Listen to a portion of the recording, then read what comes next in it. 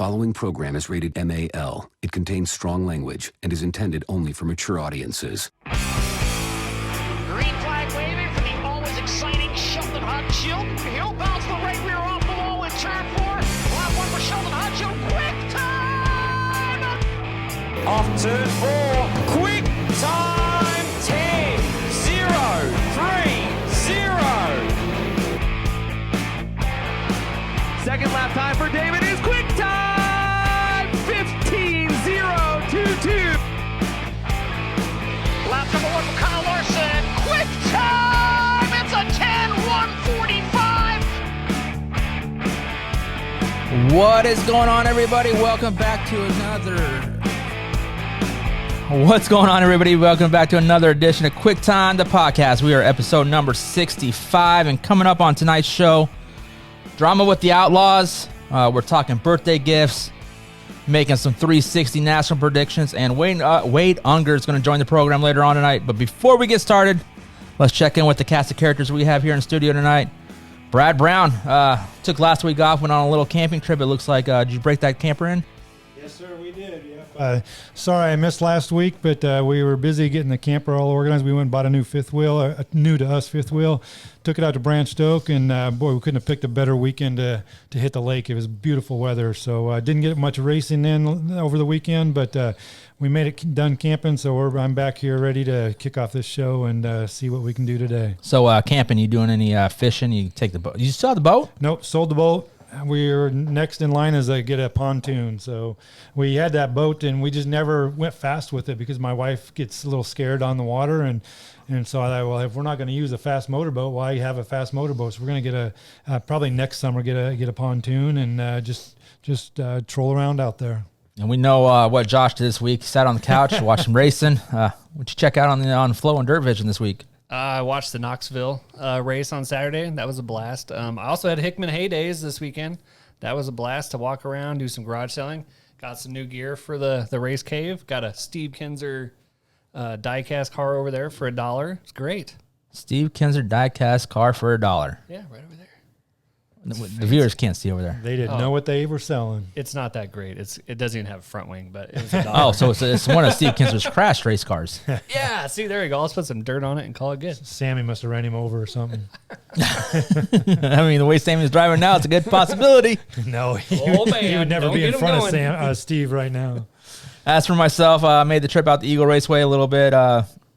Caught some the makeup features a little bit there, and just had a good time all around. Yeah, and like I said, the weather was perfect to get outside and enjoy a night like that. So, yeah, I'm glad you went out there and enjoyed a night of racing and the weather. And it beats sitting at home and on the couch. Oh, I'm sorry. I guess it doesn't beat sitting at home. Hey. Well, hey, at the Hickman Heyday Parade, I actually had 3 or 4 people come up to me about the podcast, said it was a great show, and they can't wait to listen to it next week. So the whole town's listening. The whole town at Hickman, man, we are partying with this show. Maybe we should have an audience next time. No. Do you want a live audience in there? I mean, come on now, boys. It might be 3 or 4 people. Maybe the mayor might show up. Well, we got to get through this live feed first and see if we can work out the kinks on that. So, yeah, it's gaining popularity. We picked up a listener from California.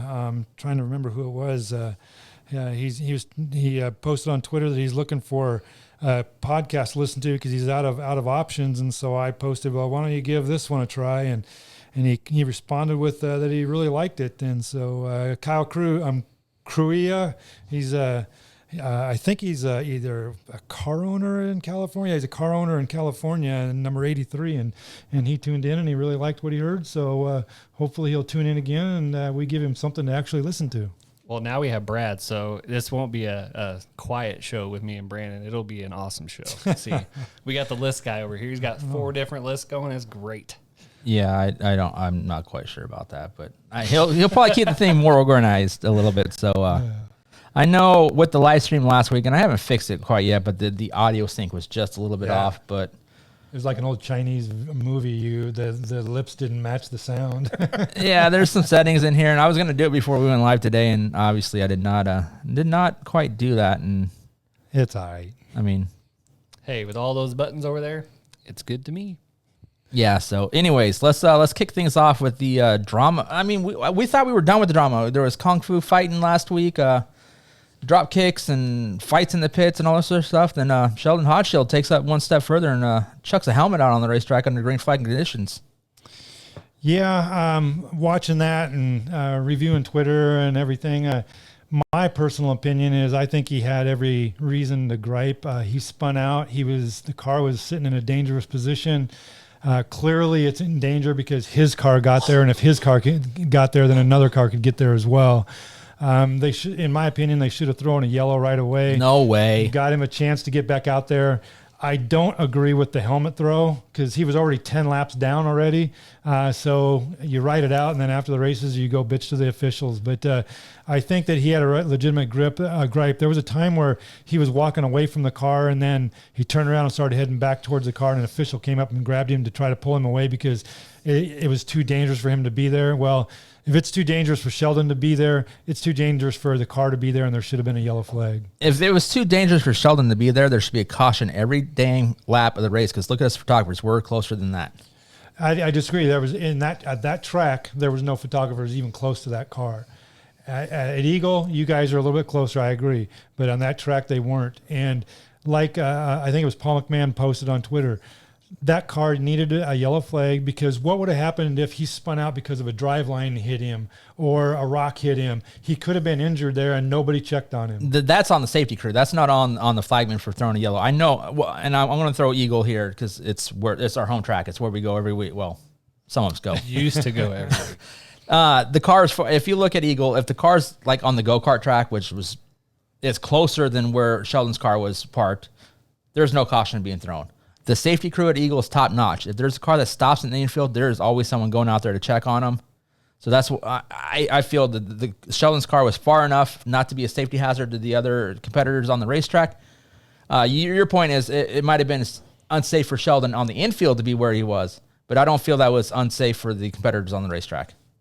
Well, another point that we were talking about before we started the podcast was that we were talking about how Sheldon is a platinum member. Don't the Outlaws kind of owe it to Sheldon to kind of protect his living a little bit and throw the yellow to allow him to get back out on the track and start to tail in Charlie and try to make it back up there? And kind of, I mean, you're protecting your own entity right now because you won't let those drivers race 48 hours before or after a race, and it has to be at a track that the Outlaws attend. That's protecting their own entity. Well, shouldn't you protect their entity a little bit and give back to Sheldon by letting him have the opportunity to make some more money on that night? That would be just favoritism.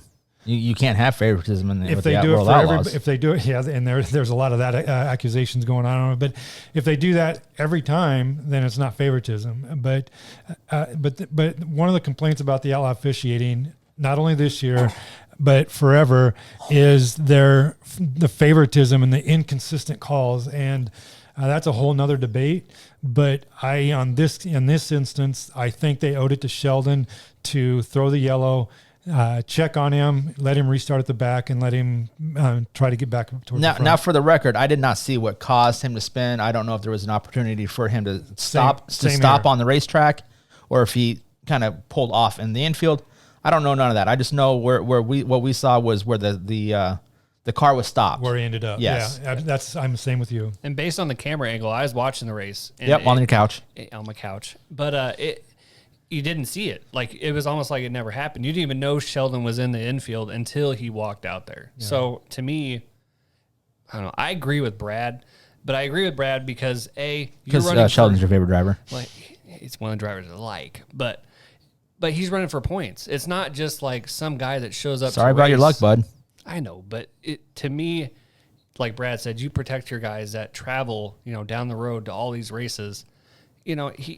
He could have easily passed 3 or 4 cars, get some points out of this. Instead, he's dead last. I mean, that's almost like getting DNF. It happens so early. He didn't finish the race. He was DNF, Josh. Yeah. Well, yeah. He would have got top 10 if he would have restarted, and that's a huge point. So and the amazing thing about that race is there was 360s in the field. There was a 360, I think, finished in the top 10. And it Not all about the big old horsepower, buddy. well, if you watch that, You can race, get one of that those little track- 305s and out there and run with those things. No, you can't. If you watch Yeah, no that, shot in hell with one of those with the 410 boys. well, if you watch the track, it is slicker than no other. Like you just watch the That's tires where spin. the horsepower does not matter. When the track slicks off like that, it's not a heavy down racetrack. You're not relying on the 410 power.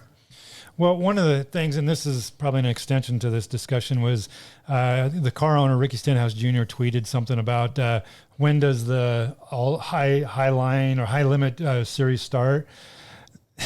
I'm sorry, That's drama. We love it. That's a lame threat. Sheldon can't make a living on 12 races, He can if he wins all the damn things. and very true. NAS wants their car to be on the track more than 12 times. It's an idle threat.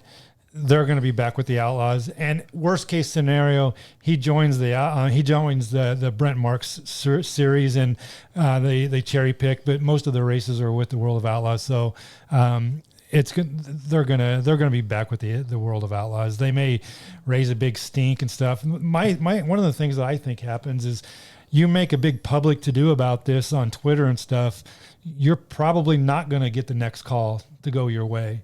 You're probably not going to get the 2-minute clock to go the full 2 minutes or 2 minutes and 30 seconds in the pits. It's going to go a minute 45 and then you're going to lose. And so I don't think that you can do this in the public like they are and expect to get calls to go their way the rest of this year.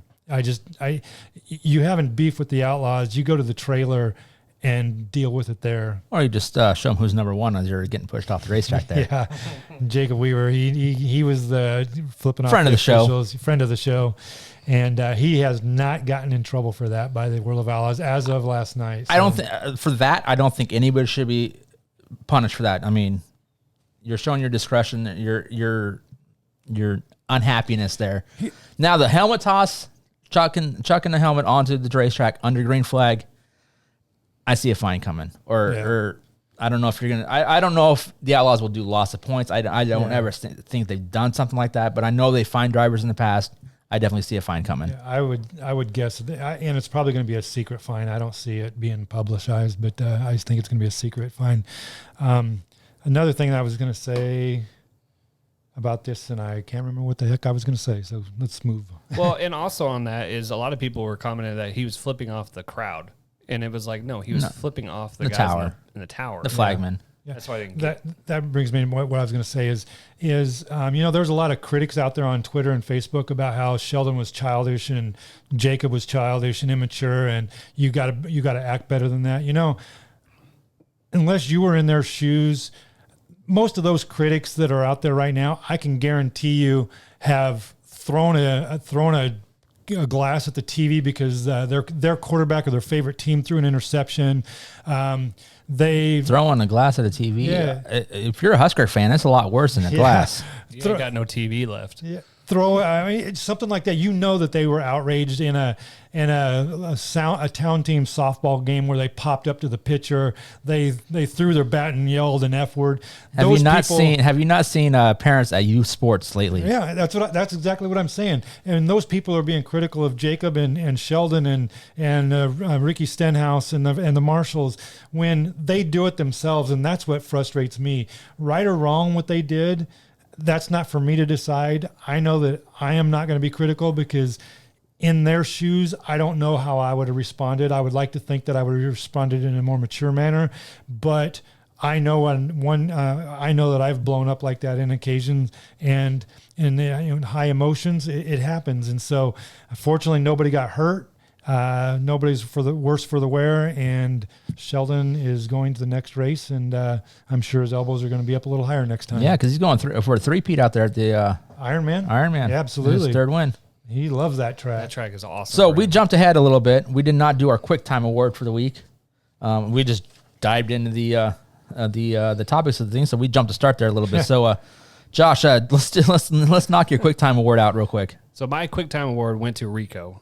Watching him at Knoxville going from 8th to 1st, it was like watching a midget, like him and when he's in a midget, when he was passing some of those cars, he cocked it sideways, like he knew the pass was going to hit or the slider was coming, and he just looked awesome. I mean, he looks like he is ready for nationals. I mean, he is definitely my QuickTime Award winner, and I think he's going to be one to pick come nationals time.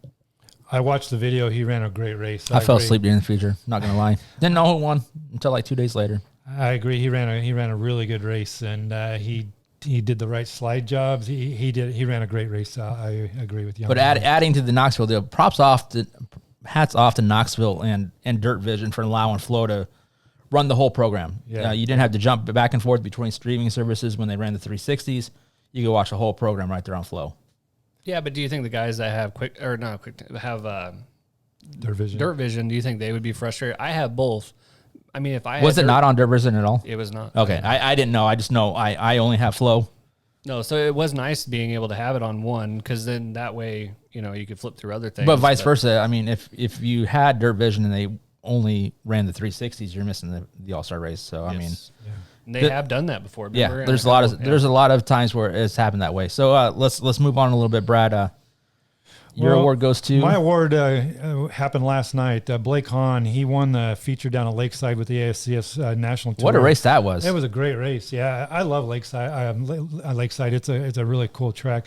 A little dark. It's hard to see, but he was... It's all Missouri tracks. A little like US 36 and a little dark, a little hard to see. He was quite a ways back, and then he just slowly picked on them. And there was a couple times he got held up by slower lap cars, but he went in balls to the wall on lap turn 3, and he got underneath Covington coming out of 4 and took the win. And Covington had a huge lead there. Yeah. Now if Matt didn't screw up on the second to last lap, I don't think Blake would have got him. Yeah, it was like coming out of 2 or something. Yeah. He kind of, I agree. Yeah. So, and then an honorable mention would be Anthony Macri going to I-70, a strange track that he's never been to, and goes and takes $26,000. Yep. That I'm a Macri fan. He tells it like it is. He's a gasser. He's not afraid to go fast, and so I'm a Macri fan. But Blake's got my QuickTime award. How big is the I-70 track? I-70, is it? It's like 4/10. It's a little smaller than a half. Smaller than a half and bigger than a third. Okay, so I'm going to say 4/10. He seems to be pretty good on the big tracks. Yeah. So I want to keep things kind of local. Derek Carl picked up his first career sprint car win in his rookie season out there at Eagle Raceway. So anytime a rookie can get out there and get his first career win, I think it's pretty special. Yeah, I agree. I don't know him from Adam, but props to him for getting his first win. Yeah. So anyways, let's jump back into our main topics of the night.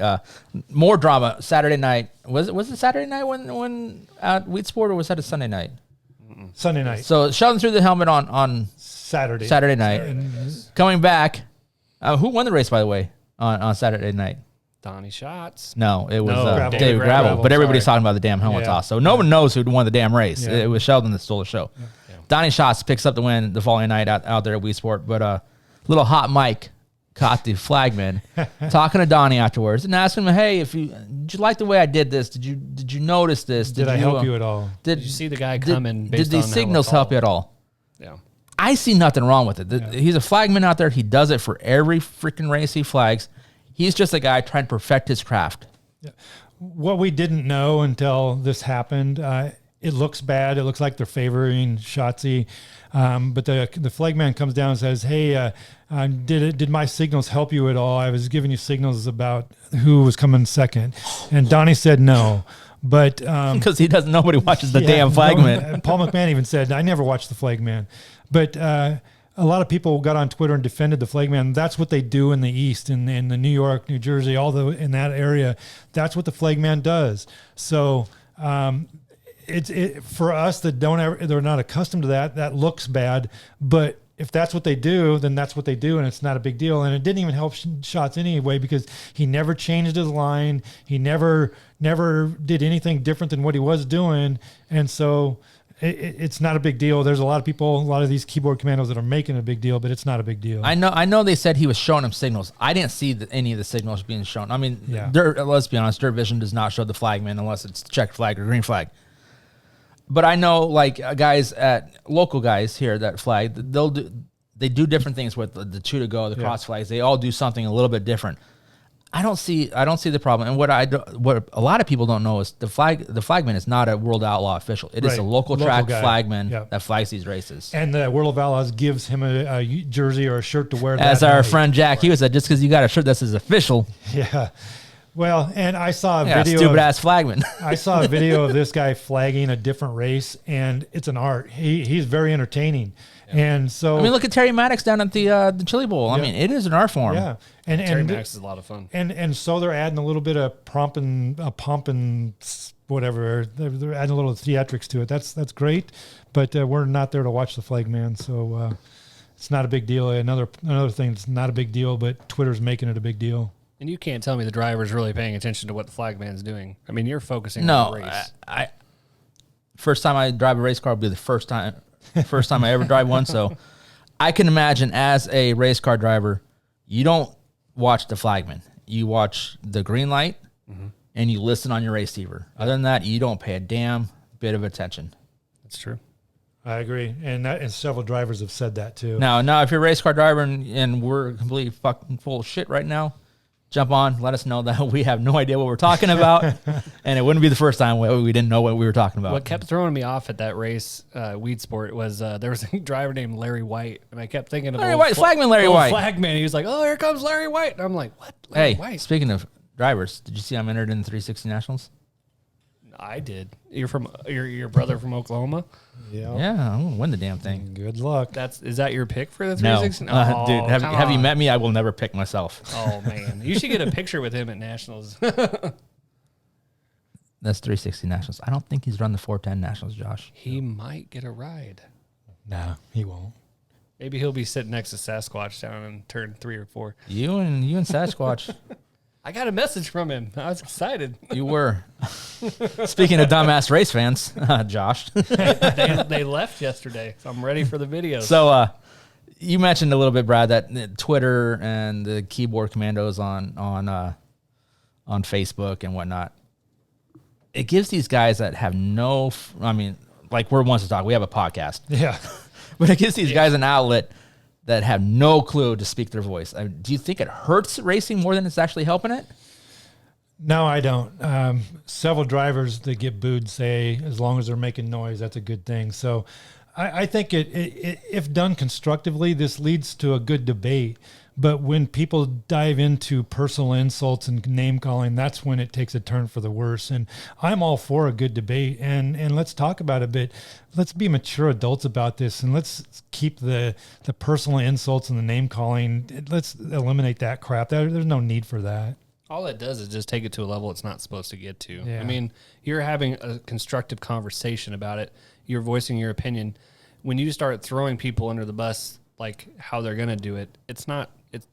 It's going to turn people more away than really focus on the issue. I want to switch gears here a little bit, but kind of on the same thing. Like NASCAR fans are the worst by far, in my opinion. NASCAR will post a thing on Bubba Wallace, and everybody's talking about spoiled kid, shouldn't be driving, and then they throw the race card and whatnot. NASCAR's not stupid. They know if they make a post about Bubba Wallace, people are going to freaking talk about it. Yeah. That's why you see those posts every single day. If you post about Chase Elliott, people are going to talk, but they don't talk as much as they don't speak positively as much as people throw out the hate. Right. Yeah. I think in every facet of life, whether we're talking politics or religion or sprint car racing, just educate yourself. The videos that are posted, know the backstory. There was a post on Twitter about Impractical Jokers doing this little joke about this. Joe was pushing kids out of the way to get an autograph, and people went off on this guy. What a low life! What a loser! Well, it was a TV skit. Get educated on what you're talking about before you talk about it. I don't want to act like I'm a genius and I know everything, because I can. We know the truth is that that's not true. Oh, come on. Yeah, but I do have an opinion, and opinions are like assholes. Everybody has one, and some of them stink more than others. But my opinion is educate yourself before you get on and be critical, because a lot of times people don't know what they're really talking about, because the situation. A video is only a small portion of what actually happened. Get to know the whole backstory before you get really critical on social media. I know it really bugs Brandon because when we get texts, you're always frustrated when you see some of the stuff people post about it. And I guess I don't really pay attention to that side of it because, I don't want to see what other people are truly saying about it at times because it gets frustrating. I don't want to be more mad at what I'm reading than whatnot. You know what I mean? Yeah, a lot of I times. don't get mad. A lot of times. What did I get mad about lately? Oh. The fact that I deleted my website and 140,000 images. Okay, am I allowed to go there? No. So Brandon's new name on Twitter is formerly. Hey, I'm just BA taking a break. Photos. Taking a break. Sometimes it's nice to take a step back, look at Brad, Yep. Take a step back. Take a deep breath. reevaluate things a little bit, and Buy a camper and a pontoon boat. hey, that's Yes, living. sir. That's There you go. living. There's Yeah. Not a lot of stress out there on the pontoon. No. You can actually go to the Hickman Lake because you can't have fast boats or anything like that. Hickman So has a lake. I didn't even know that. we got 3 lakes. Wow. You can put a boat on these things. Yeah. All 3 of them. You have more lakes than you have people in this town. I think our lakes size-wise probably are bigger than our town. It's not saying much there, but anyways, let's go back to your QuickTime award, Josh. You picked Rico as your thing on. Yes, sir. Does his win make him a contender for the Nationals? I think it does. And with Ricky Warner behind the wrenches, I mean, come on, you can't No, beat the guy. no shot. He might not have shots, but he's got Rico. And Rico's as aggressive or more aggressive than shots. Maybe not as patient at times, but I don't see him not contending. He's making the A. That's about it. I agree. He's making the A. He might run top 10, but he's not going to win. Here's my take on last Saturday.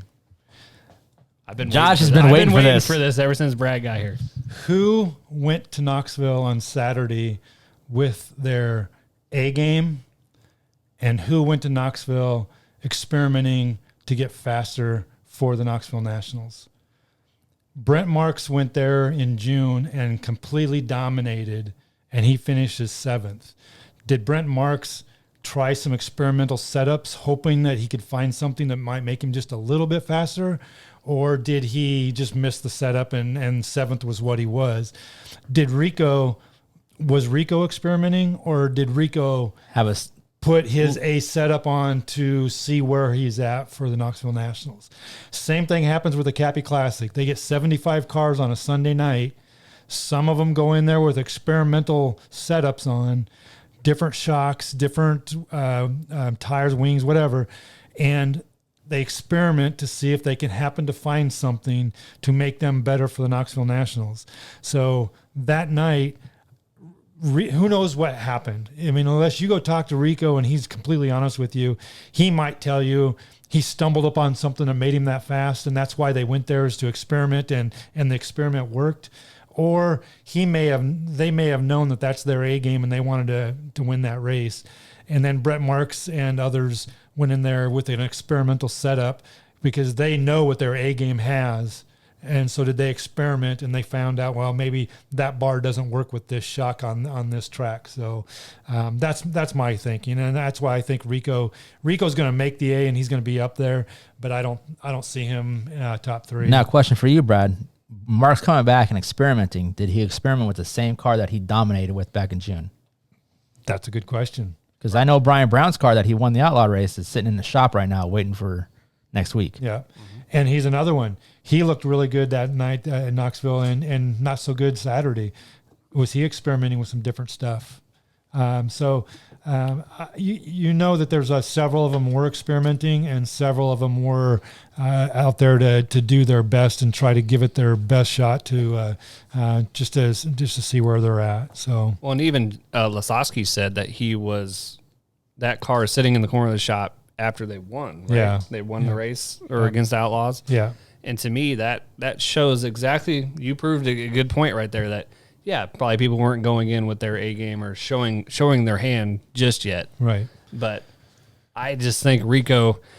Do I think he'll win? He's not actually going to be my pick for Nationals, but I think he's going to be right there. I will say Rico's been a lot faster recently. I mean, look what he did at I-70. He's finding something, that's for sure. Yeah, but absolutely. Is it going to make him a top contender? They're getting things dialed in for next week. Yeah, I definitely agree with that.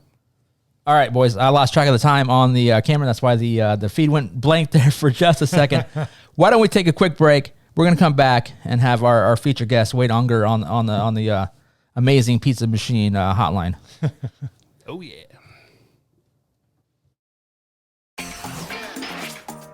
Hello, and welcome to the Amazing Pizza Machine, Omaha's award-winning play and buffet experience. With over 60,000 square feet of indoor food and fun. First, feast your eyes on this.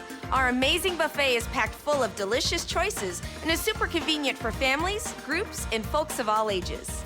Yes, pizza is our middle name, but our unlimited buffet has so much more. And for the 21 and older club, we serve beer and wine available by the glass. Our amazing arcade is one of the largest in the Midwest and is something for all ages, with over 170 of the latest and greatest video and arcade games, as well as rides and attractions. Voted Omaha's best family entertainment center and best place for birthday parties, the Amazing Pizza Machine is the perfect destination for any celebration, and we hope to see you soon. Get your tickets now for the biggest races of the year at Knoxville Raceway. It all begins with 4 straight nights of sprint car racing action. Thursday, August 4th through Sunday, August 7th, it's the 32nd Annual 360 Knoxville Nationals presented by Great Southern Bank. And then on Sunday night, August 7th, it's the Extreme powered by Mediacom Capitani Classic presented by Great Southern Bank. And it all leads into the 61st Knox Energy Drink Knoxville Nationals presented by Casey's. Get your tickets online now at KnoxvilleRaceway.com. Join Stars photographer BA and Off-Ice official Gene Cotter for Thunderstruck, the unofficial Lincoln Stars podcast, where we talk with your favorite Lincoln Stars players, coaches, and alumni. Oh, it was a great night, yeah. Beat them in their own rink just before the buzzer. It was something special for sure. I don't want to call it a surprise because I knew that there was a great, rich history for hockey here in Lincoln, but I was really happy to see the fans come back in droves and be such a great supporter for us. I might have to throw my roommate under the bus. Uh-oh. I think Sato doesn't have the best tape jobs. He actually just spray painted all his sticks white on the bottom of them. I think he's copying some NHLer he's looking up to, but I don't know. I think it's dusty. I think a lot of guys think it's sick, though. To let them in penalty minutes, back before they handed out those little 10-minute wussy misconducts on everything, with 265, Thunderstruck the podcast, all season long, right here on the Anchor app or wherever you find your favorite podcast. You've been Thunderstruck! Hey guys, Dan Taylor with Tailored Computers and Repair. I've been talking about a hard drive upgrade on the podcast for quite a long time, and here's a little more detail behind it. Older laptops, older computers, maybe 4 or 5 years old, the hard drives that came with them just simply were not built for Windows 10. A new hard drive from Tailored Computers and Repair will breathe brand new life into your laptop and computer. Not only will it make it faster, but it will make your laptop battery last longer, and it will run cooler, which will also help the battery last a lot longer. Not only does your computer or laptop get even faster, but all of your files, settings, pictures, everything is exactly where you left it. Within about a day, maybe 2 days, you're going to get your same computer back, but it's going to run faster, cooler, and the battery's going to last longer on laptops. Give me a call today, 402-659-5641. Find out what a hard drive upgrade can do for your computer and get some valuable time back. This is the Dump and Chase podcast. We're trying to model ourselves after what you guys have done a little bit. Voice of the Phantoms and friend of the show, Mr. Matt Lipsack. I am along for the ride and perhaps provide some modicum of adult supervision here, although really that's a lost cause at this point. We welcome back Phantoms president Andrew Goldman. It went smoother than it did with Matt. I want that added. I want that added. What are you shaking your head now for? I'm agreeing with you because he has absolutely killed us this year. Well, so far, finger guns has meant Sam shut up. So yeah, that's not helping. I'm trying to process. Okay. Check out the Dump and Chase podcast every Wednesday on Western Reserve Radio, YouTube, or wherever you listen to your favorite podcasts. Listen, that was frightening. I would like to take a minute to tell you about a company that I've used countless times, Crawford Plumbing. It was founded back in 2004 by my good friend Pat Crawford. Pat's experience, attention to detail, and hard work ethic is what holds him apart from his competitors. Pat specializes in service work and remodel projects for the Lincoln and Hickman areas. Pat is always my first call when something in my house isn't working from a plumbing standpoint, and he is always willing to take my text or call any time of the day. So if you need some plumbing help, make sure to call Pat with Crawford Plumbing today at 402-525-8599. or you can find them on Facebook at Crawford Plumbing. Yeah, you damn right I got what happened out there. I'm fine. I just had to deal with my asshole teammate, Steve Kemp. He wasn't happy with me for crowding him, but shit, I wanted to win. Hey, come here. Pisser. Piece of shit. All that stupid-ass flagman. They got a dumb-ass flagman that can't see. All right, guys, joining us on the show right now, a friend of ours, all the way from Australia. Just, I believe he just flew in the country this past week. I believe it is. Wade Aunger is joining the program. Wade, how's it going, man? I was worried about swearing, and then I just heard the smoke belted out. I heard the KMD Jack Hewitt thing just then, like the Jason Johnson thing. Like all of a sudden, I reckon I can swear like a truck driver, and no one's even going to notice. There you go. One thing we did with the show, we wanted to keep it unedited, talk how racers talk every now and then. Now, we're not going to go through drop the F-bomb every other word, but if it happens, it happens. Yeah, it's more organic that way, fellas. There you go. For sure. So you've been putting in some road miles today. What was your day like today? You sound like you were in, what was it, in Illinois? And then now you're in Knoxville?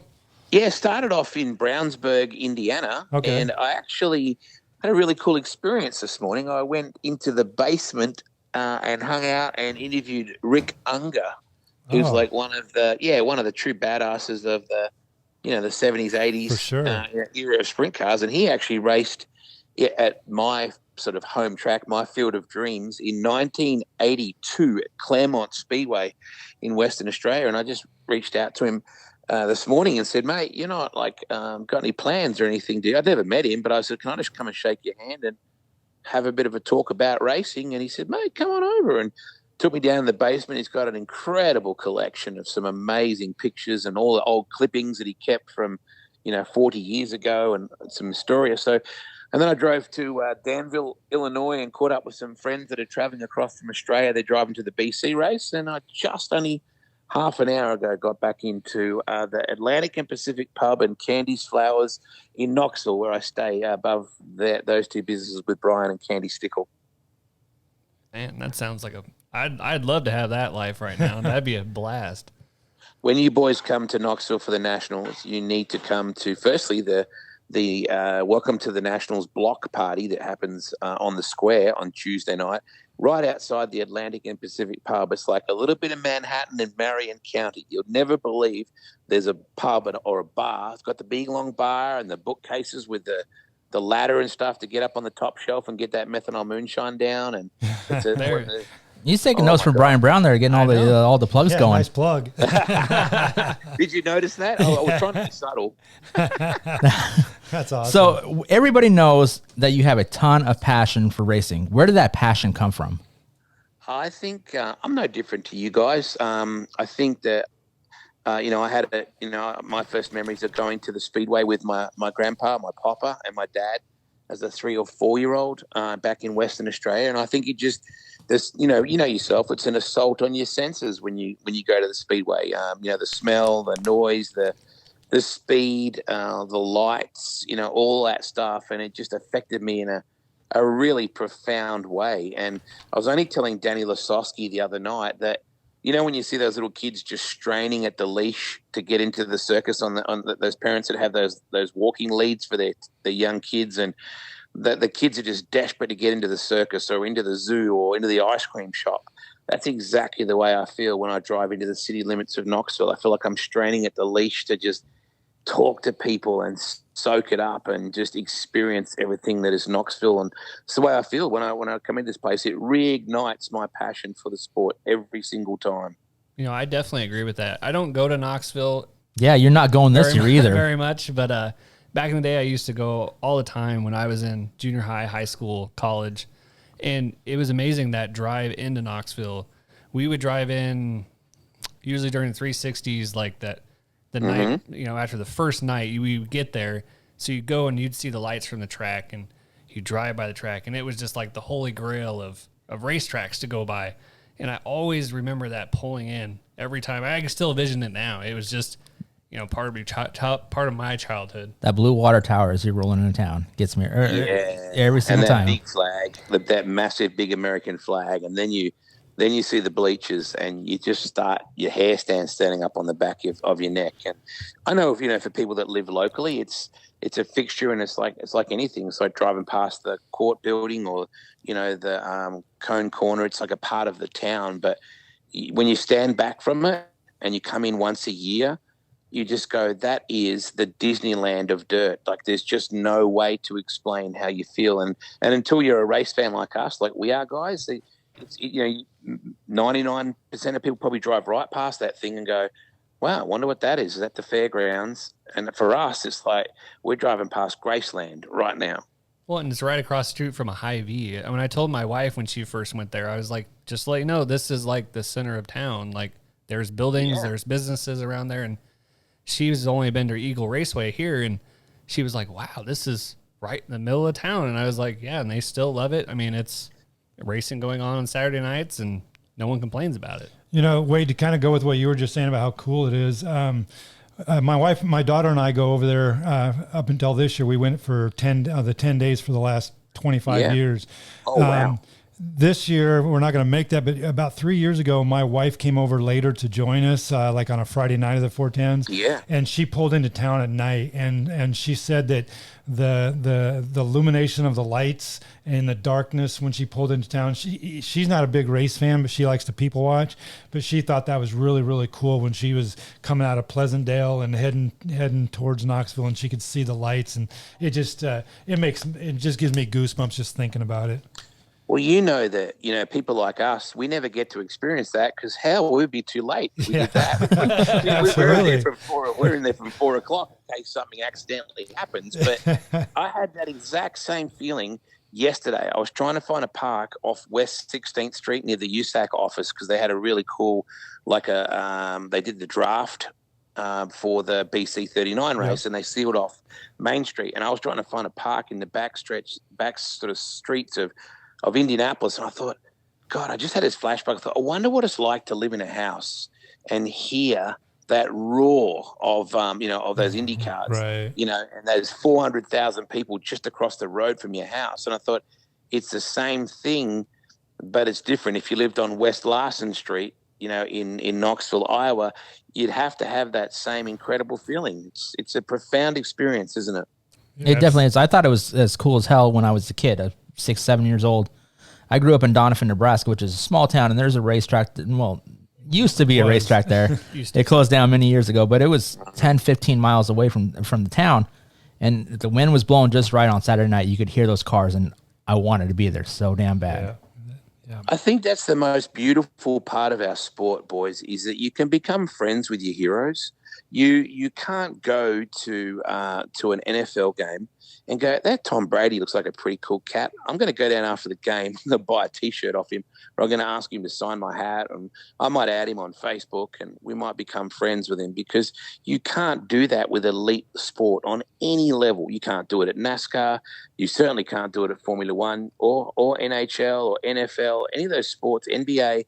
But in our sport, you can walk down the pits and wait in line and meet your favorite driver and actually have a conversation with him, and you might even become friends with him. And that's, to me, I never get sick of that. That is still, I still get a kick out of when someone like Guy Fulbrook says, hey, Wade, it's good to have you back, mate. Welcome back. Or Danny Lasowski or Brian Brown or Skip Jackson or any of those people.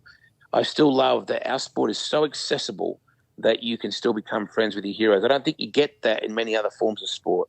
Well, not only that, they're very personable. I mean, they're like your friend. You just showed up there, and they're just like you hadn't talked to them in a long time. Really, the way they treat you. Look, it depends on the driver at the time, but I think by and large, mate, you're exactly right.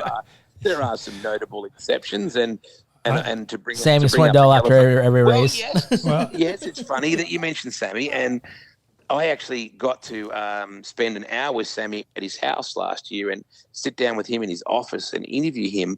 And he made a really valid point. He said, you can't just walk into someone's office in their job and sit down in front of them and expect their time. This is my work, he said, and this is my office, but my office has no doors. So in the infield at Knoxville, you can walk right into his office and talk to him, whether it's a good time or a bad time to do that.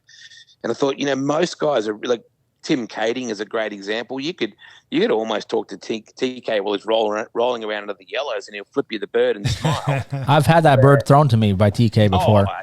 That's when you know you're friends. When TK throws you the bird, and if he gives you the double, you go, you know what, we're all right. You mentioned. I got to tell this TK story. I told it before on the show, but you mentioned Tim Kading there. First time I ever went to Knoxville, I'm rolling up. It was 2005 or 6.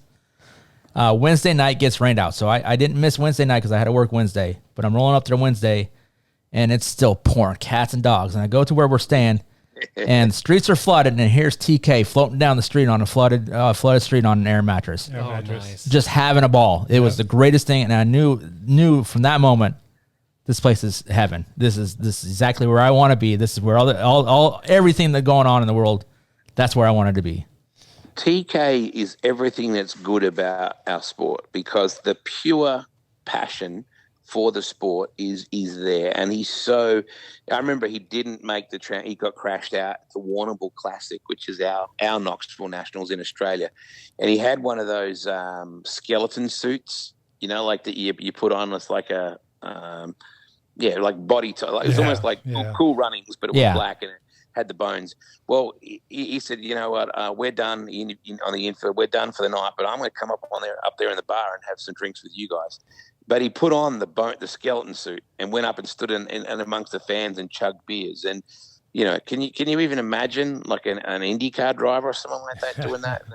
Not only would they not be allowed to, but it wouldn't happen. So there'd be a Piagara guy pulling him back and be like, hey, you can't do this, bud. Right. Well, I mean, the world's got too serious, boys. That's a worldwide problem. We all get offended so easily, and we still have to maintain that at the end of the day, we are a grassroots sport, and we are blue-collar people, and we're not the high end of town.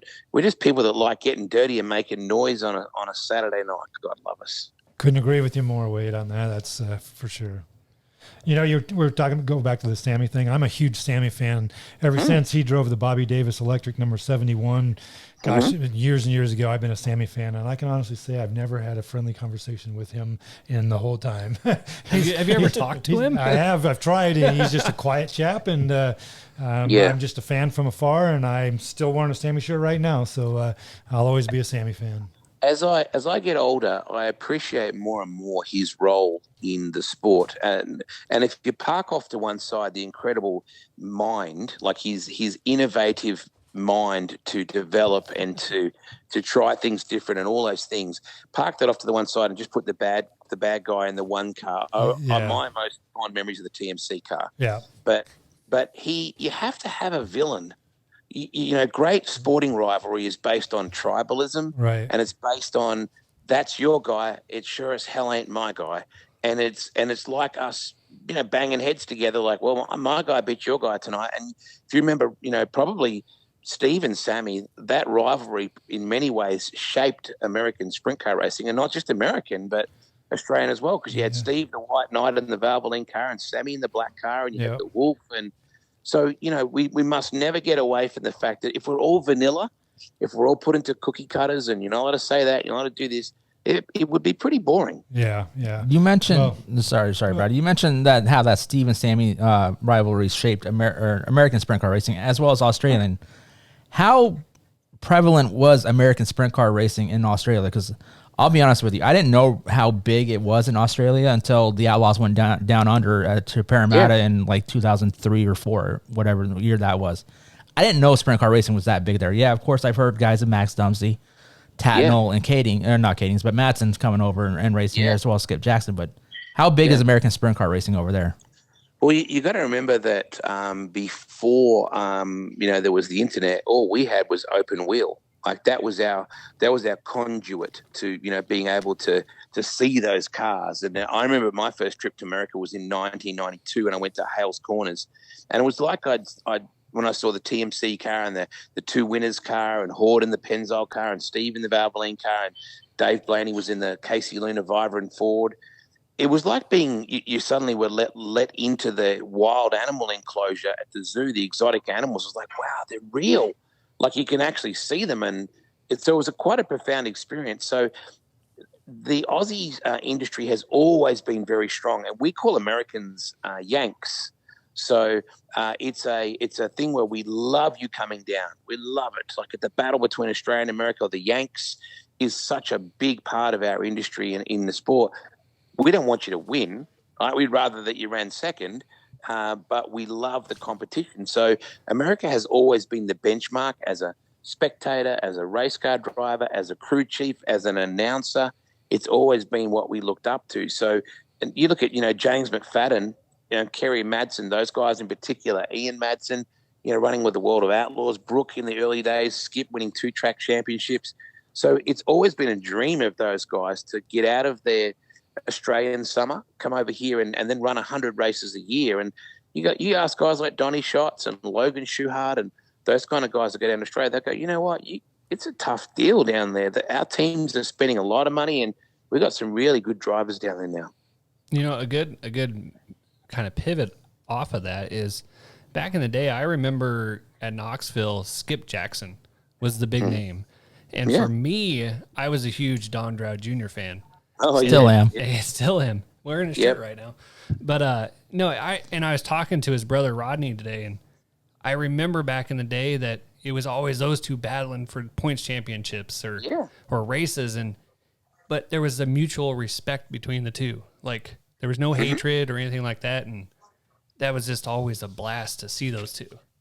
I had those two together at Knoxville the other night, and I actually, grabbed them both and said they're two of the reasons I get goosebumps. And Don won 12 mains and Skip won 25, and that's a significant difference, when you really think about it. But when I walk around town here with Skip, people are in awe of him.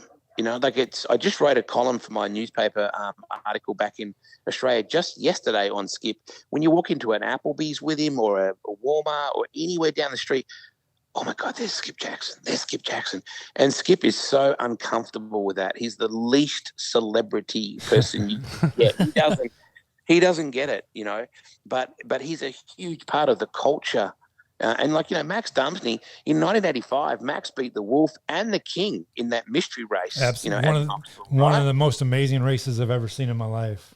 Yeah. So it's a love affair that our two countries have had for such a long time. And I think Americans are just so fascinated by this land that is, 24 hours flying time away, and what's it like? And we all talk funny, but we seem to like a beer as well, and we love race. Well, hell, let's be friends. And I think that's what we have in common as countries is we complement each other because we're not anywhere near as outwardly proud and as outwardly noisy as you guys are. We're a bit more sedate and stand back. But every Aussie I ever meet tells me the highlight of them coming here is listening to the national anthem and having every person in the stands be quiet and put their hand over their heart and take their hat off. And that's something that until you come here and experience that as an Aussie, I always go back and go, why don't we put flags in our front yards? Why don't Aussies fly a flag like you guys do? We just don't have that really proud patriotism that you guys have. Do you guys play the Aussie national anthem before every sporting event like we do? No, okay. Yeah, absolutely. Yeah. Yep, every time. And a lot of times, whenever there's a an American in racing with us, we always play the American anthem as well. So that's an important part. We're big into the pageantry, and I'll say something to you that Australian promoters and Australian announcers, we are a bit more fan focused. The format in Australia, most sprint car drivers will do 2 heat races in a night. They'll go fastest to the front, and then there'll be an invert from like 6 or 8 or 10 in their second heat. So there'll always be a second group of heats unless there's a huge car count. So we're probably more spectator focused. The cars will be on the track more. There'll be more support classes. But that's all we grew up with that in Australia. So that's a culture, whereas I think you guys are quite satisfied and quite happy with, like Knoxville running 305, 360, and 410 is more than enough. But you go to an outlaw race, there's one outlaw, the outlaw sprints, and then one support class. That very rarely happens in Australia. Playing the national anthem, the American national anthem is the only time you get us all to shut up at one time. But it's funny. I love that. I often tell people, I love that Americans just want to talk. Like I hear them. I sit in diners and I listen all the time. And someone will say something about, there's a picture on the wall there of Arizona, and some guy across the diner will go, my old man used to go through Phoenix. Oh, did he really? Oh my God. I had an aunt once that she went to like Phoenix, and I tell you, and suddenly they're in this massive conversation. They didn't know each other from Adam 20 minutes before. And I just love that. They're really friendly, sociable people. Your Southern accent is spot on, by the way. I like that. That's pretty good. So I want to ask you. I can do a really good New Jersey as well. Yeah, I want. I want to ask you. You came over to America in '92. One of my bucket list items is to go over to Australia and catch some races there. What led up to your ability to be able to come over here for that? I mean, was there some sort of significant event that'd be like, hey, I have the opportunity to do this, or I'm just going to go do it? Look, it's pretty well that. I mean, the amount of Americans that tell me, it's my bucket list. I've always wanted to do it. And I go, well, why aren't you doing it? I mean, prior to COVID, we would always just say, well, I'll leave the gate open. Like, come on down. But the flying time freaks a lot of Americans out, and the available vacations that you have.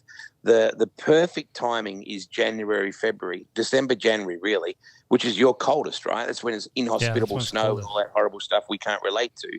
Well, that's our summer. So you come down and get your ass fried off by the sun down there and then come back to the snow in February. It's the perfect timing. For me, I was 21. I went with two buddies of mine, and it was a bucket list thing. Let's just do it. And we spent 8 weeks over here. We went to Michigan 400, went to the Pepsi 400, went up to Delaware, went to New Jersey, saw upstate New York URC racing. Just did everything we could, just everything we could chase with flat track Harleys, and just did everything we could. And you just have to say, I'm going to do that. You have to say to me now, I'm going to Australia in 2023, because otherwise you won't do it. You just got to go, I'm doing it. Well, I have a question for you. What Australian driver do you feel has the biggest impact on sprint car driving in the U.S.? Well, like I think past or present. Oh, I think in the current day, everybody looks to James McFadden because he's the established world of outlaw, superstar. Particularly with the Casey Kane deal over the last couple of years. And you only have to look and think Casey Kane could have put anybody in his cars in the last couple of years, and he would fly James McFadden out for Australia. So I think that's the biggest, tick you can get. But I think when you look at Kerry, when Kerry was running the Kineric Racing entry and ran second in the Knoxville Nationals and won the King's Royal, when you look at Brooke, for all the years he was on the road with the Lonnie Parsons team and with Troy Renfro, when you look at Skip at Knoxville, when you look at Max driving for Trossel, there are, and I'm missing so many people. Jamie Moyle was a Knoxville regular here in the Snickers 5T all those years ago. So it's really hard to measure anyone specific. I think that the early guys paved the way, and now we are glued to the success of Australia. Linton Jeffrey running over here as well. So Peter Murphy. Now there's another one. Peter Murphy, not just a racer, but a promoter. So, beautiful part is I can't tell you the answer to that because there's so many of them. Well, look at the old man, Brooke Tatnell, still putting it to all these guys. Yeah, he's got 3 or 4 wins this year. That's awesome.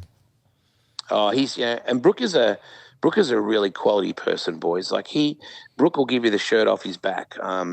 And he'll help anybody that needs help, even to his own detriment.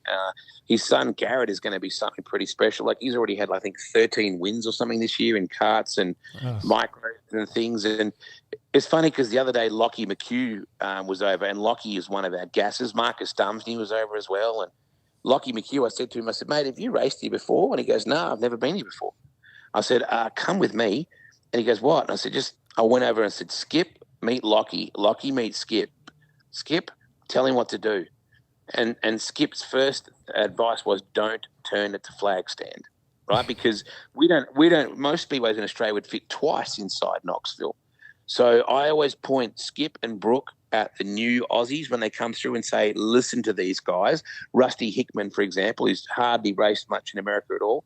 I point him straight over to Skip. Skip came over and spent the night with him at practice. Brooke helped him at Huset's the other night. So there's that beautiful camaraderie from the forefathers of our sport helping the kids, Yeah, I mean, that was actually one of my questions was, what is the skip talk? Because you had said it at Knoxville last weekend. I was like, wonder what that is. And I wasn't really paying attention at what it actually was. And, yeah, that kind of makes sense now, what he was telling them. Yeah, you don't turn out the damn flag stand. Every one of us. He said every one of us has done it, including Skip. He said, when I first came over, I got past the flag stand and turned her in left and almost drove across the ambulance because you're not used to the speed and the way the wing reacts and how quickly it turns in and all those things. So Skip's thing was to be smooth,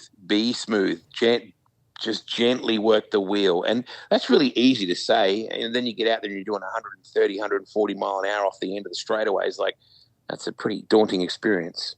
So you've been to many racetracks in Australia, many racetracks here in America, and a little birdie's told me that Maid Rights is your favorite food out there in Oski. Oh my God! You might get some bad words now. Is that where you first had one? Was out there in Oski? Because yes. My friend Max Dodler, photographer, buddy of mine, and fellow photographer, that's where I first had one too, and it is garbage. Thank the Lord. I agree. I mean, good. Americans are notorious for eating anything. I mean, you give us shit about Vegemite, and I can live with that. But Americans can deep fry or put cheese on anything and call it food.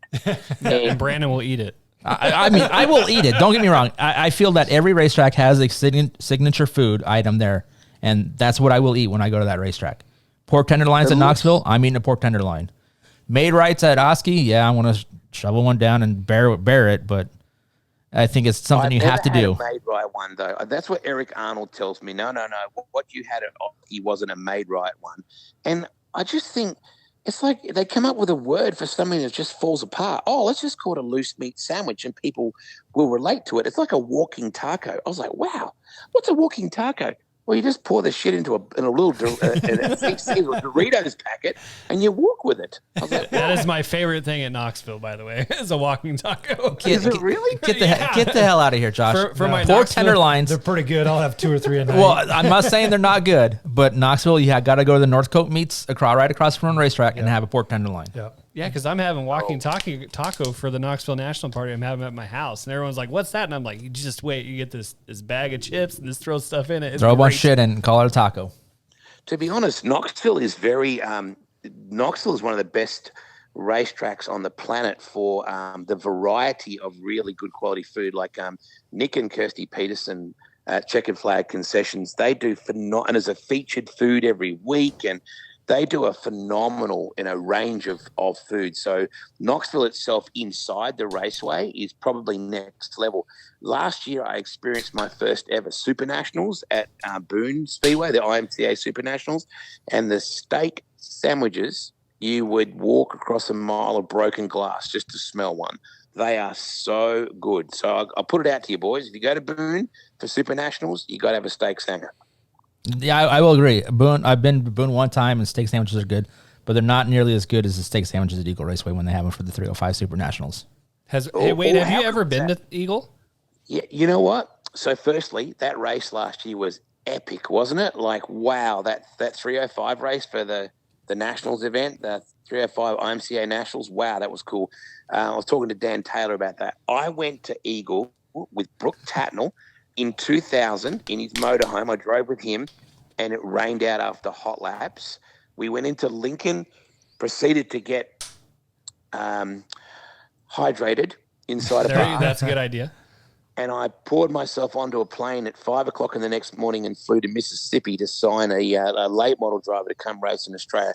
I smelled like a polecat. The airlines lost my bag. I must have made a fantastic impression, but he still came to Australia anyway.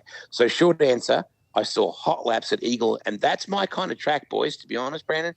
I'm a back-it-in guy. I like to see the tail tank. I like to see someone like Horde, or, they remember the Brad Knopfsinger and Kerry Farce, and those guys that just always had the USAC cars on the right rear. Oh, yeah. I like seeing them back it in, boys. So that's Eagle's my kind of place, even though I only saw it very briefly. These other two co-hosts, they wouldn't know what you're talking about. They were too young for that. So, hey, but I know about backing it in. All right, bud. Hey, I got to kind of change the pace a little bit. Wade, a couple of years ago, you had a very prominent speedway closed down, and I believe it's because too many people moved close to it, and they forced it closed. Which one was that? Was that Parramatta? Was that? Yeah, that's right. Yeah. Have you guys found a suitable replacement for that track? Oh, yeah. Have you? So, yeah, absolutely we have. So the New South Wales government, they did what they call a compulsory land acquisition. So they just basically grabbed a bunch of land in the area, including a ton of local businesses and some private residences, and said, there's nothing you can do about this. We are going to create a train. It was like a shunting yard, like they would just basically park the trains up in that area. And now Parramatta, we used to be called PCR, then Valvoline Raceway. It was there for 40 plus years, and the government just said, well, we're taking it. But they did, because of the backlash, they did say, we will build you a replacement about 20 miles down the road, down the highway. And we all went, government, do we really trust that this is going to happen? COVID hit at the time. We're all like, these people had the perfect excuse to bail out on us and not do it.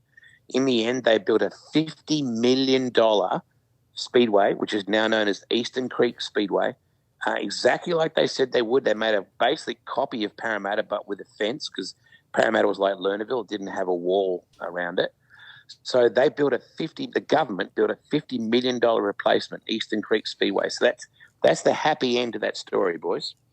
Wow, cool. That's great that you at least have another track. Hell, I wish Walmart would build us another speedway for taking over. Midwest. Well, we're losing I-80 Speedway after this year, so we're down to one track. I heard that. That's devastating news. Yeah, I love that place. And the Kaziskis, they have their track figured out, so they rarely miss the track. And they rush through the show. There may be 5 or 6 classes, but damn, we're done by about 11 o'clock every night. They run a is really that what happened last show. time I was there? Hey. Yeah, they got done at like 1 in the morning. I said most of the time, but they do a great job, so it's going to be sorely missed, at least around here. I think my friend Chris Krug has a embroidered set of boxer shorts with I-80 on the front and on the back. He is in love with I-80. He's always like, man, you got to come to I-80. Man, you got to come to I-80. And that Silver Dollar Nationals event recently was pretty huge too, wasn't it? They do a great job. Yeah, real good job there out there. I'm done. I don't know. I know Josh had a list of questions, but okay, I have one. What is your top three things to do during nationals? If you had to tell a fan that, are we in the rapid fire section now? No, well, not yet. That's okay. 3 questions in one, really, or 3 answers. Wow. Gosh. Everybody always says you got to go to Dingus. Dingus, go to the P3, Sides Bar and Grill. Yeah, sides. You turn 3, but wait to see what the Sides Bar and Grill are up to this year. We've got another little. They've been doing more renovations inside the trailers. Oh, jeez. So, you can only imagine. So I think the first bit is just the whole experience of walking in the place and interacting and seeing people watching and seeing who you see and just pressing the flesh and saying g'day to old friends, because it's like a Christmas reunion. It's like and you got Paul Sides roll in, who's like everybody's favorite drunk uncle. There's just so many great people. So probably the first thing is just the people themselves. A&P Pub having an icy cold cocktail at the A&P in the square is always one of my favorite things. The Rib Shack I'm obsessed with. I like the quality of what they knock out there. Yeah. Mr. C's.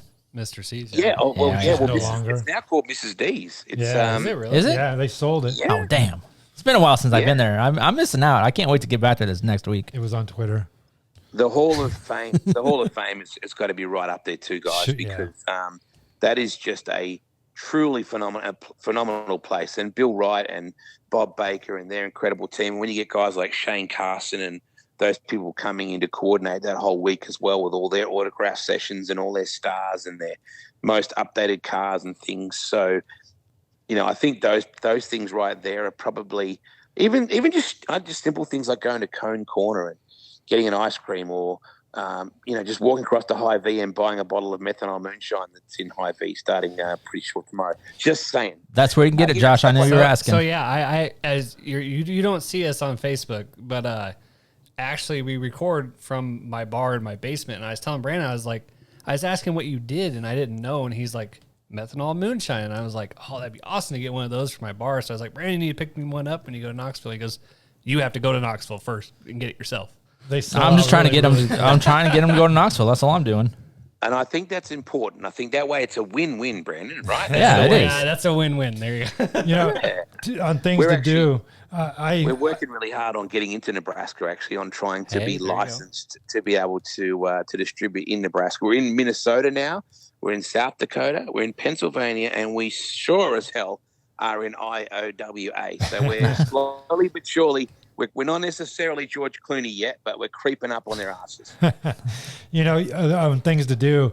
I've gone over there for like 25 straight years, and I've been to Pella one time, and that was to go over to Walmart to get me a power cord for my camper because the Knoxville Walmart didn't have any.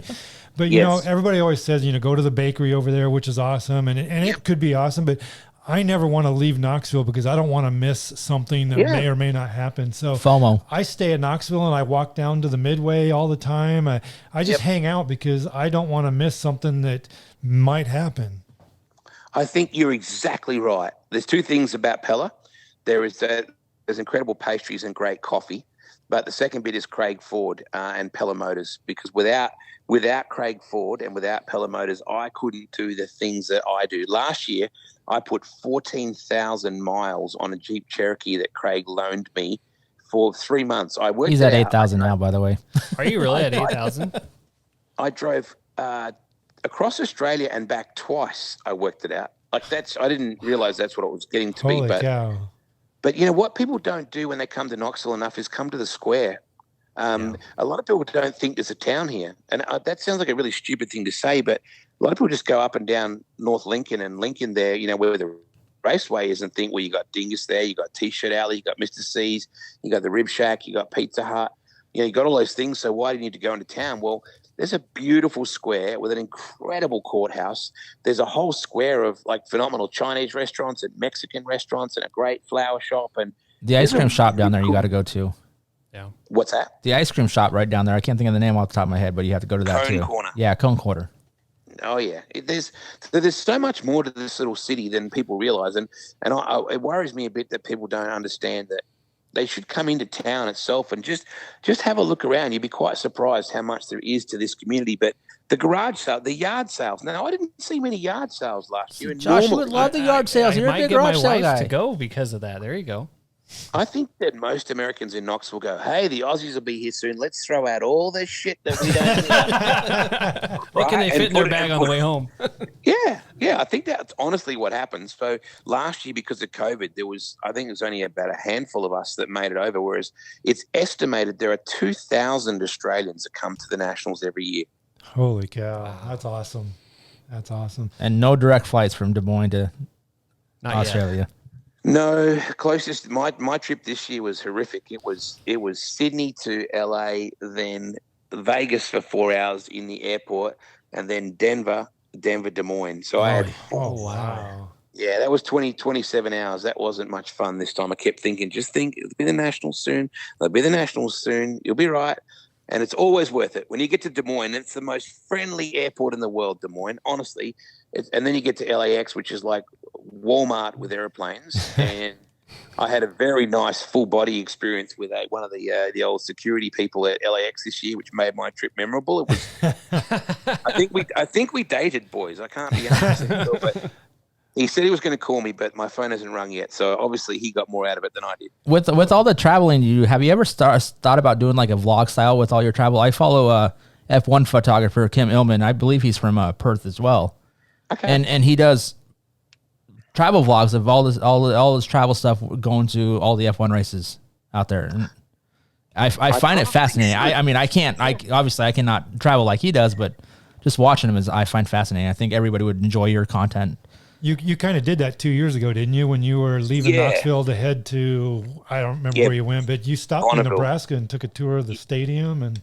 Yeah. Cruggy took us to his favorite place on earth, Husker Stadium. Yes, that was, and he took me to the place where you can see the trophy and there, the museum thing where the wall slides back, and Chris knelt before the trophy, and yes. And that's where Brad works, by the way. That's where I work, and I was supposed to meet you guys, but something happened. You either come in late or early, and we never got to Brad, meet as I've seen you work, you probably ducked out a little bit early. I probably did, but So Brad, I hate to say this, but I'm going to get 2 words for you now, Brad. Don't be an Iowa fan. Stadium. Kinnick. Oh, there it is. So I get a lot of heat. How many championship trophies do they have at that building? Hey, when did you win that? When did you win that last one again? Just remind me. They live off of when they win it last then, Brandon? I can't hear you. I have 5 rings. I can't hear you. So you know what? You know what I say? Because the Cyclones fans always, they say to me, they walk up to me when I got my Hawkeyes hat on, they say, "Hey, you got some shit on your hat." And for a split second, I go to check it, and then I go, then they say, "Why are you a Hawkeyes fan?" I go, "Hey, have you got a children's hospital at your stadium?" I will admit that is simply amazing.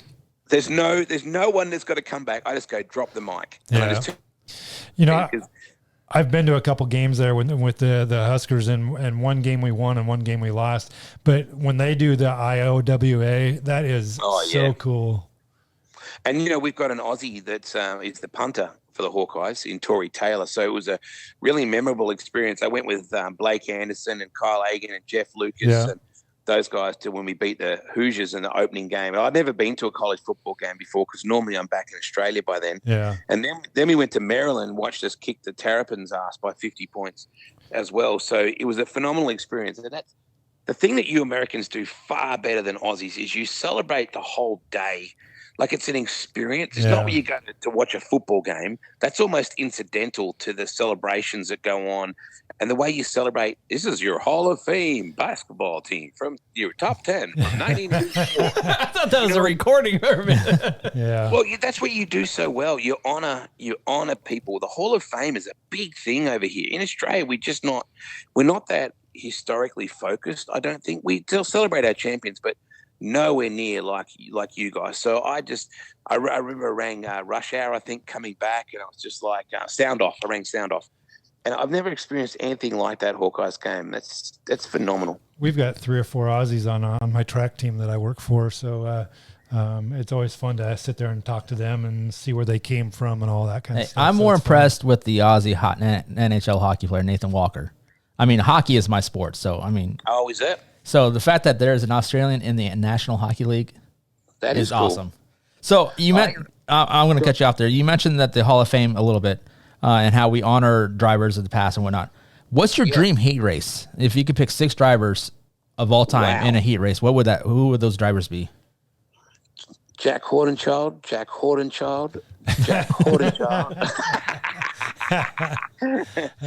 I just want to see him again. Look, that's a heck of a question. I'll throw. God, that's a really good question, Buggy. You got him stumped here. Can I play it might be the only time we got Wade speechless. Indeed, I did have relations with that woman. That was not appropriate. He managed to get his way out of that. Look, it would have to have Horde in it in some form, definitely. It would definitely have to have some of our Aussies like, Brooke and Skip and Kerry and, people like that and Max in it.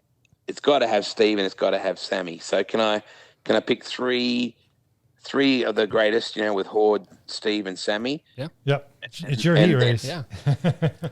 It's like the draft, the BC 39 heat race draft. I mean, you get to pick your heat race.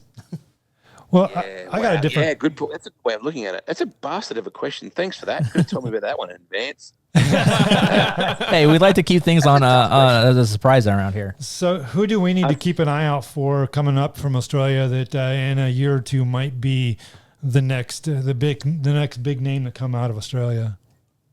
Look, there's a couple of kids over here, and I say kids because they're in their early 20s. Lockie McHugh is a gasser. Okay. Like he's just he races a very professional team down in Australia, ECP Racing with Garrett Engines, and the kid's got no fear. And for as hard as he drives, it's rare that he unloads. Marcus Dumsney is a class act. His older brother Matt is a really good racer as well. The 2 youngest boys of Max Dumsney. Rusty Hickman, who's over here at the moment. Rusty's a gasser as well. He's got no fear and no mortgage. So he's one of those guys that'll just, really get after as well. So, I mean, there's a lot of really talented guys. The challenge, boys, is for them to come over here and spend enough time here. Yeah. You come over for a month, and if you run at Knoxville, like Jordan Brazier used to do that, right? Gary Brazier's son, he'd come over and run at Knoxville. it's so hard to translate what you learn at Knoxville to Australian track because they're a third of the size. So unless you go to Pennsylvania and race your ass off over there, or go to California and even Ohio and Indiana and Iowa, they're much slicker, racetracks in Australia as well. So it's hard. You've got to come over, I think, and spend 6 months over here and just race. That's what James McFadden did. That's what Kerry Madsen did. That's what Ian did. I think that's the way you've got to approach it. So there's some great talent in Australia, but whether they're going to get the chance to race consistently enough here to improve their game, that's the question. Well, your tracks over there seem to be a lot more narrow than what ours are too, and it just amazes me that you guys can have a competitive sprint car race on what appears to be mainly a 2-lane track, and there's just not a lot of margin for error. Well, look, the Perth Motorplex is more like like in Eldora. Like it's a big, wide open banked track in Western Australia. The new track at Eastern Creek Speedway is very wide and quite banked and racy. Warrnambool is a phenomenal 2 and 3 wide track that's high banked. Borderline Speedway in Mount Gambier is a real racy little flat bull ring in a gorgeous little city of Mount Gambier. Avalon Raceway is like gut slick, flat as a shit carter's hat, but really racy. So we've got lots of, we just had Archerfield Speedway up in Queensland. Toowoomba is a really racy, high banked, wide place. So I like the name. I like these names. They're pretty cool. Toowoomba? Yeah. Yeah, look, Dirt Vision obviously, covers a lot of the stuff that happens in Australia, but you might not get a complete representation of the raciness of the racetracks. We definitely work the track a lot more.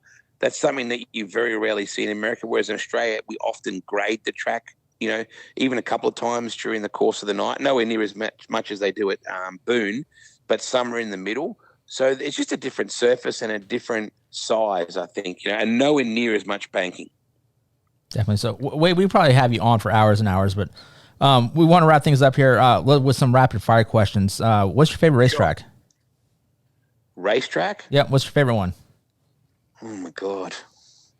It's always going to be Claremont Speedway to me, which is now unfortunately just a showground, but that's the place I grew up. So that will always be my ascot, Is a hot dog a sandwich?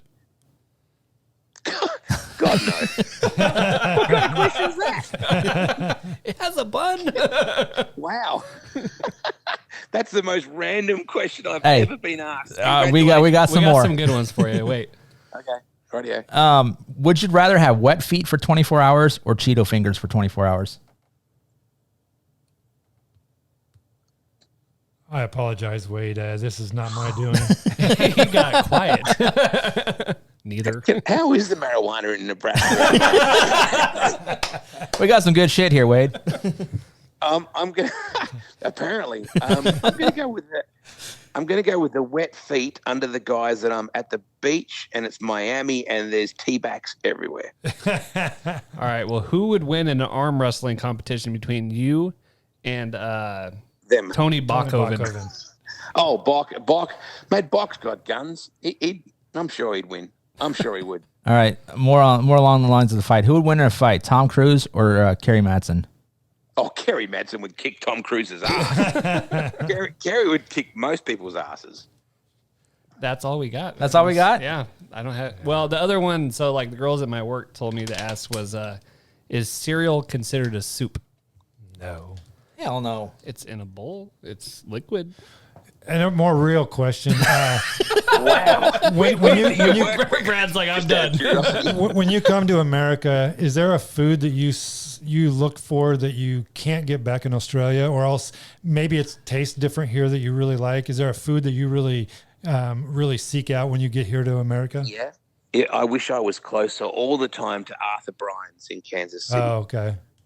That is my absolute go-to. That is my jam. The burnt ends at that place, which I discovered quite randomly. A taxi driver once took me there when I was in Topeka for remember the paperclip drag strip race they had with the Outlaws? Yeah. And a taxi driver took me in. I thought I was going to die. He drove me into a very sketchy-looking part of the world, and it was the best ribs and burnt ends and ham I've ever had in my life. So that is absolutely my go-to. The other thing that we miss when we come here is coffee. Like, you guys have coffee, but we're very coffee snobs in Australia. So we're not a huge fan of coffee in America. So Starbucks is not coffee. No. Oh my God! No. Don't tell my daughter that. So your go-to coffee in Knoxville, because I'm going to be there Saturday. So where's your go-to coffee in Knoxville? Yeah, Coffee Connection in the square in Knoxville, like right opposite the courthouse and across the road from Candy's Flowers. They have fantastic, and Craig loves the cheeseburger chowder.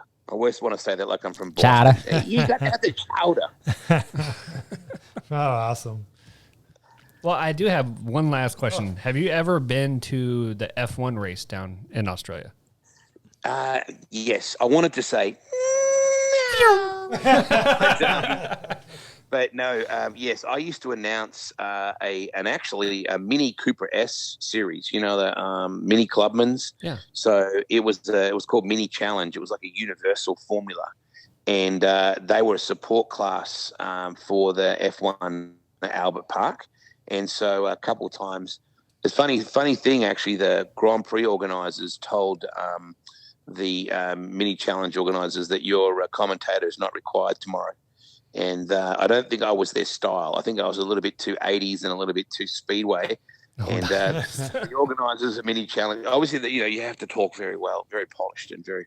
It's all about the Formula One and the push to pass button and all that crap. Oh yeah. So the Mini Challenge organisers said, "Well, tell you what, he'll be there tomorrow and he'll be having a blast. So just get used to it." So I'm not a Formula One fan much at all. I love Daniel Ricciardo. That's what I was going to say with Daniel Ricciardo. Oh, and look, Mark Webber is a huge sprint car fan. He's a massive Steve Kinzer fan. He came to the Nationals. I saw him. I've seen him at the Nationals before. Yeah, he loves it. So I'm not a Formula One fan, but I do love Daniel Ricciardo. He's a Perth boy and he's a star. All right, that's awesome. Wait, I want to thank you for jumping on tonight. Like I said, we could probably go for another hour or so, but we have work in the morning. So I will definitely be looking you up when I get to Knoxville. I'm sure if I'm running around with Brad, we might stop by and say hi. Maybe I'll get Josh finally convinced to go up there. Nope. After that question about cereal and hot dogs, Brandon, I just want to say have a good day at the Mushroom Factory tomorrow. Hey. That's funny. All right, Wade, thanks for jumping on, and we will catch up with you later. Hey, sounds good, boys. I appreciate your time, and don't forget methanolmoonshine.com.au. See ya. Appreciate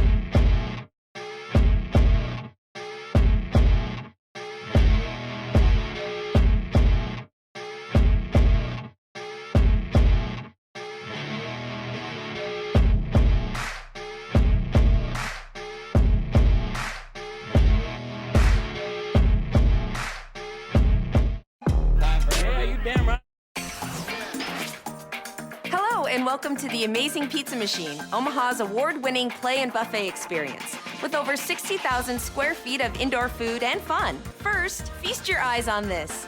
Our amazing buffet is packed full of delicious choices and is super convenient for families, groups, and folks of all ages. Yes, pizza is our middle name, but our unlimited buffet has so much more. And for the 21 and older club, we serve beer and wine available by the glass. Our amazing arcade is one of the largest in the Midwest and has something for all ages, with over 170 of the latest and greatest video and arcade games, as well as rides and attractions. Voted Omaha's best family entertainment center and best place for birthday parties, the Amazing Pizza Machine is the perfect destination for any celebration, and we hope to see you soon. Get your tickets now for the biggest races of the year at Knoxville Raceway. It all begins with 4 straight nights of sprint car racing action. Thursday, August 4th through Sunday, August 7th, it's the 32nd Annual 360 Knoxville Nationals presented by Great Southern Bank. And then on Sunday night, August 7th, it's the Extreme powered by Mediacom Capitani Classic presented by Great Southern Bank. And it all leads into the 61st Knox Energy Drink Knoxville Nationals presented by Casey's. Get your tickets online now at KnoxvilleRaceway.com. Join Stars photographer BA and All Fights official Gene Cotter for Thunderstruck, the unofficial Lincoln Stars podcast, where we talk with your favorite Lincoln Stars players, coaches, and alumni. Oh, it was a great night, yeah. Beat them in their own rink just before the buzzer. It was something special for sure. I don't want to call it a surprise because I knew that there was a great, rich history for hockey here in Lincoln, but I was really happy to see the fans come back in droves and be such a great supporter for us. I might have to throw my roommate under the bus. Uh-oh. I think Sato doesn't have the best tape jobs. He actually just spray painted all his sticks white on the bottom of them. I think he's copying some NHLer he's looking up to, but I don't know. I think it's dusty. I think a lot of guys think it's sick, though.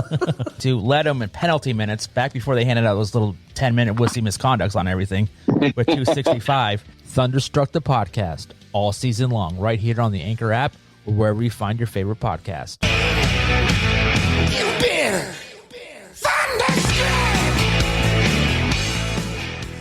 Hey guys, Dan Taylor with Tailored Computers and Repair. I've been talking about a hard drive upgrade on the podcast for quite a long time, and here's a little more detail behind it. Older laptops, older computers, maybe 4 or 5 years old, the hard drives that came with them just simply were not built for Windows 10. A new hard drive from Tailored Computers and Repair will breathe brand new life into your laptop and computer. Not only will it make it faster, but it will make your laptop battery last longer, and it will run cooler, which will also help the battery last a lot longer. Not only does your computer or laptop get even faster, but all of your files, settings, pictures, everything is exactly where you left it. Within about a day, maybe 2 days, you're going to get your same computer back, but it's going to run faster, cooler, and the battery's going to last longer on laptops. Give me a call today, 402-659-5641. Find out what a hard drive upgrade can do for your computer and get some valuable time back. This is the Dump and Chase podcast. We're trying to model ourselves after what you guys have done a little bit. Voice of the Phantoms and friend of the show, Mr. Matt Lipsack. I am along for the ride and perhaps provide some modicum of adult supervision here, although really that's a lost cause at this point. We welcome back Phantoms president Andrew Goldman. It went smoother than it did with Matt. I want that added. I want that added. What are you shaking your head now for? I'm agreeing with you because he has absolutely killed us this year. Well, so far, finger guns has meant Sam shut up. So Yeah, that's not helping. I'm trying to process. Okay. check out the Dump and Chase podcast every Wednesday on Western Reserve Radio, YouTube, or wherever you listen to your favorite podcasts. Listen, that was frightening. I would like to take a minute to tell you about a company that I've used countless times, Crawford Plumbing. It was founded back in 2004 by my good friend Pat Crawford. Pat's experience, attention to detail, and hard work ethic is what holds him apart from his competitors. Pat specializes in service work and remodel projects for the Lincoln and Hickman areas. Pat is always my first call when something in my house isn't working from a plumbing standpoint, and he is always willing to take my text or call any time of the day. So if you need some plumbing help, make sure to call Pat with Crawford Plumbing today at 402-525-8599. Or you can find him on Facebook at Crawford Plumbing. Welcome back to the show, guys. I want to thank Wade Aunger for joining on the Amazing Pizza Machine hotline. Great conversation we had with Wade. He is one of a kind, that's for sure. Yeah, I thought that went way better than I was anticipating because he is so popular. So many people have him on podcasts and interviews and so forth. I didn't want to ask the same old question. That's why I asked about hot dogs and if cereal soup. And he got quiet. I think it Who went. the fuck asks those kind of questions? I think it went pretty well. So thanks to Wade for jumping on a podcast from a bunch of hillbillies in Nebraska. So let's wrap things up here with a couple of quick topics. Kyle Larson received an awesome birthday gift the other day, getting his first Outlaw win, a sprint car given to him. Have you guys ever gotten an awesome gift like that? Not for a birthday. No, I haven't. Usually birthdays are low key in my family. We have like a $20 spending budget, and that's about it. So it's not a big deal. But no, I've never gotten a sprint car for any type of gift. Probably the biggest gift I've ever gotten, I wouldn't say it was even my birthday. It was when JJ Riggins gave me the photo that you see in the man or the race cave. That's even more precious than the gift of the children your wife gave you. No. But okay, my wife gets we literally exchanged like $20, $30. It's like, go buy what you want for $30. Yeah, no, I get it. Good. I definitely get it. But what's yours, Brandon? I don't know. Birthdays always freaking sucked in my family. My 30th birthday, Brittany threw a surprise. Well, I knew about it, but it wasn't a surprise party. But she wanted to make a big deal about it. Have people over, and we never did birthdays at my family. I'm like, oh, what the hell? Fine. Make her happy. But between her and her mom, they got me a Canon 1DX Mark II. Not 1DX Mark II, a Canon 1D Mark II. So, wow. Pretty nice camera. That's pretty nice. Is that a camera? Yeah, it's a camera. That's pretty impressive. Yeah, so that was probably the coolest thing that I ever gotten for a birthday gift. Cool. Kyle Larson news, though. Staying on Kyle Larson. Kind of staying on Kyle Larson's topic. A lot of people don't know, but he won a midget feature at IRP in Indianapolis, Indiana, and got all the accolades and so forth. But he got disqualified, and the car was too wide. I've never heard that before. She's a fatty, that's why. I've never heard that before, but the car was too wide, and so Kyle O'Gara gets on his Twitter and posts that Kyle Larson gets the win, but he gets the check and the points, and so USAC has never made a statement about it. It wasn't a points race. He gets the prize money. Kyle said he gets the points and the check. So, but whatever. But the thing is, they're keeping it low key. Nobody's made any statements about it. So it was yes, it was a USAC race, but all the officiating and all that sort of stuff was done by the IRP guys. Do you know how wide he was wide by? I don't. 5/16 of an inch. Oh, no kidding. That's it. Wow. But you're wide. You're wide. Yeah. The rule's a rule. And so I mean, like I said, it was a USAC race. Dirt Tracker talked about it on the show earlier today, and it's not like a national midget race or anything like that, because obviously national midgets just run on dirt only, and they don't run many pavement races anymore. So it's kind of like an exhibition race, sort of. Yeah. To an extent. So I mean, I don't see any repercussions coming from it. No, I don't either. I'm surprised that there was never really an announcement made. It was all pretty low key. But the other thing I want to talk about is for everybody that's going over the Knoxville Nationals, they're going to be in for a treat. They got a new Musco lighting system in, and it looks really cool. LEDs, baby. LEDs. The light poles will be the color of whatever flag is flying. Yeah, you kind of. If you're watching on Dirt Vision now, you kind of can see it. Yeah, green, yellow, red, and then the parade lap's going to be really cool because they can follow the lights around. So I'm pretty excited about. As parade laps, it's going to fuck with the photographers. I'm going to tell you that much right now. The photographers are going to be mad. Them dang guys. But that's so. Just be on the That's why I'm lookout. retiring. It's going to be a treat to watch those the light display that's going to go on. So yeah, watching it this weekend, it was a lot of fun to see. He's like, they were all excited to show it off. I mean, I really like the ones on the flag on the poles because you can see it right away, you know, what the flag is because, you know, yellow or red. Because all you hear is the announcer say, oh, yellow flag, and you see it faster than they actually say Another reason not to watch the flag man. Yeah, there you go. You just need the light You can just look at the light pole. Mention real quick, Justin Grant wins the Indiana Sprint Week title after 13 years of trying. Kicked off the title with a win on the last night at Kokomo. And six consecutive top five, so pretty good week for Justin Grant. But let's roll into our Knoxville 360 picks. Yeah. So do we have who is the consistent fans pick? Yeah, you posted out on Facebook and Twitter earlier today, asking the Crawford Plumbing question of the week. It's kind of funny on Facebook.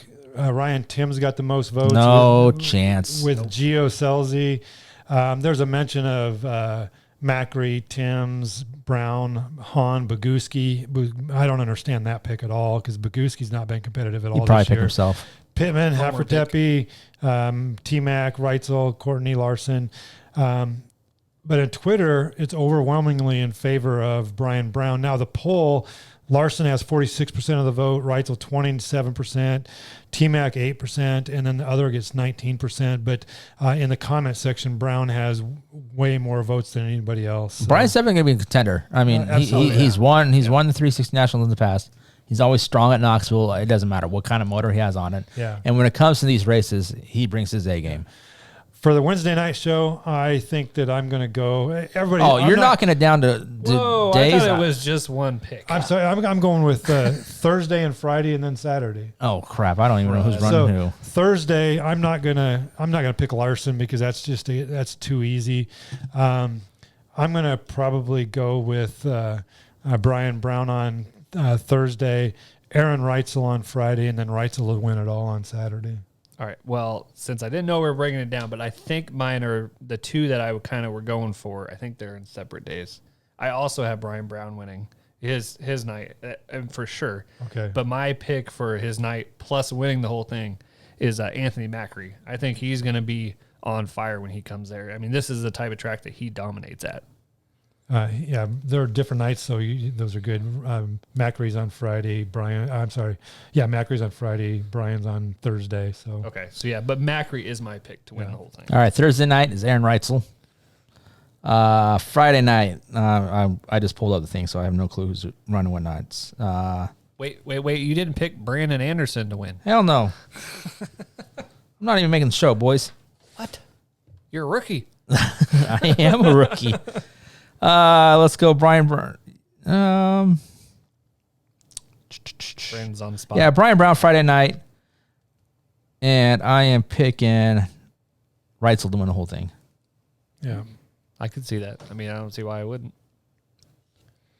The Bus House Gang, they posted their favorites. And they Shane got Stewart, Larson, Reitzel, Brown, Selzy, Clint Garner. But you ever been in the bus? Oh, yeah. Yeah, bus is a great time. I love going at the bus. Clint's been hot and cold this year, so I don't know. I don't know about Clint. So, well, and I did see a thing like the most consecutive time at nationals, the streak's going to break because that's 410s, or 410s. Yeah, one of them was. I can't think of his name. Shane Stewart. Shane Stewart. He's yeah, not going to be there. And he said, I'm proud of everything I accomplished in those years, but then the next closest one is Donnie Schatz now. Shane Stewart's the man. Yeah. Just hard luck. Yep. All right, we got anything else before we wrap things up tonight, boys? Nope. Get out and enjoy a race this weekend. Yeah, get off the couch, Get go to the on racetrack. your couch and turn on the TV. All right, thanks for everybody tuning in to QuickTime the podcast. We'll see everybody next week for episode 66. Later.